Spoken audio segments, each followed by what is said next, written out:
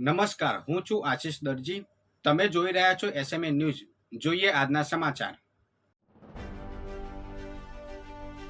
દશામાની મૂર્તિ વિસર્જનમાં કરુણાંતિકા. ગાંધીનગરમાં સાબરમતી નદીમાં મૂર્તિ પધરાવતી વખતે કિશોરી ડૂબી.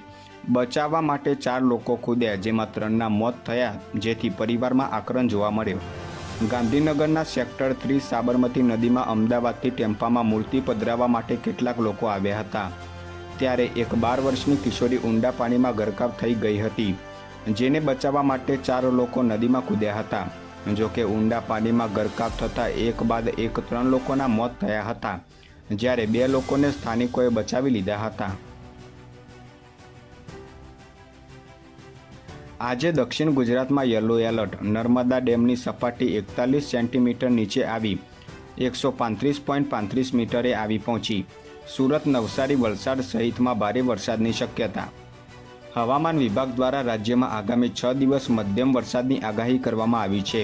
ખાસ કરીને ઉત્તર ગુજરાત અને દક્ષિણ ગુજરાતના કેટલાક ભાગોમાં આજે ભારે વરસાદ સાથે યલો એલર્ટ જાહેર કરવામાં આવ્યું છે. હાલમાં ગુજરાત ઉપર એક સાયક્લોનિક સર્ક્યુલેશન સક્રિય થયું છે. તેને કારણે ભારે વરસાદની શક્યતા છે, જે 2 દિવસ યથાવત રહેશે. આતંકી પ્રવૃત્તિને ડામવા પોલીસની ડ્રાઈવ. રાજકોટની સોની બજારમાંથી રજિસ્ટ્રેશન વિનાના 100 બંગાળી કારીગર મળ્યા. ગત વર્ષે કારીગરના સોંગમાં 3 આતંકી ઝડપાયા હતા. રાજકોટની સોની બજારમાં બંગાળી કારીગરો વેપારીનું સોનું લઈને ફરાર થઈ જતા હોવાના અવારનવાર કિસ્સાઓ બને છે. ગત વર્ષે આ જગ્યાએ બંગાળી કારીગરના સ્વાંગમાં 3 આતંકવાદી ઝડપાયા હતા.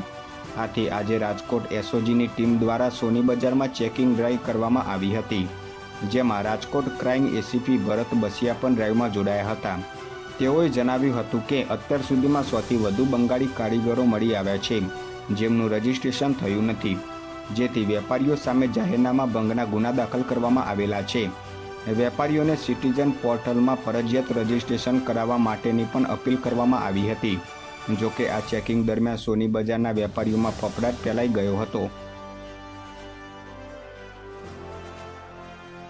અમદાવાદમાં બાળકો દ્વારા દારૂની ડિલિવરીનું રેકેટ ઝડપાયું.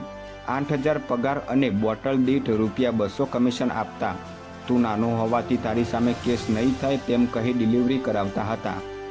અમદાવાદ શહેરના પોશ ગણાતા બોડકદેવ વિસ્તારમાં બાળકો પાસે દારૂની ડિલિવરી કરાવવાનું રેકેટ ઝડપાયું છે.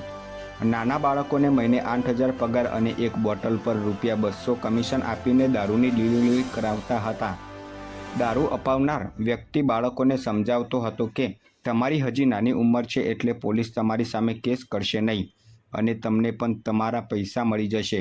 આ રેકેટ છેલ્લા 2 મહિનાથી ચાલતું હતું. આ મામલે પોલીસને જાણ થતાં બોડકદેવ પોલીસે એક ટાબરિયાની અટકાયત કરી છે, જ્યારે દારૂ આપનાર શખ્સની સામે ગુનો નોંધી તેની ધરપકડ કરવાની પ્રક્રિયા હાથ ધરવામાં આવી છે. વધુ સમાચાર માટે જોતા રહો એસએમએ ન્યૂઝ.